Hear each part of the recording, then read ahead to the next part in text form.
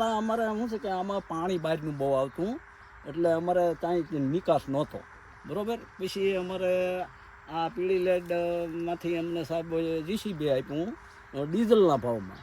તે પછી અમે અમારી 300 ફેરા ધૂળ કાઢી અને પછી અમે ખેતરમાં પૂરી એટલે પછી અમારે મોલાજ બહુ સારી થવાની ભાઈ એ ધૂળ પૂરવાથી.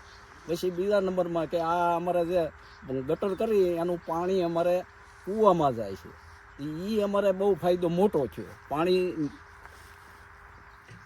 પાણી અમારે જે ઓલું દરિયાનું આવતું ને એ અમારે આઘું ગયું ને ઉપર પાછું અમારે આ ગટરનું પાણી નાખવાથી અમારે મીઠું પાણી થયું ભાઈ, એટલે પછી અમને એ ફાયદો થયો.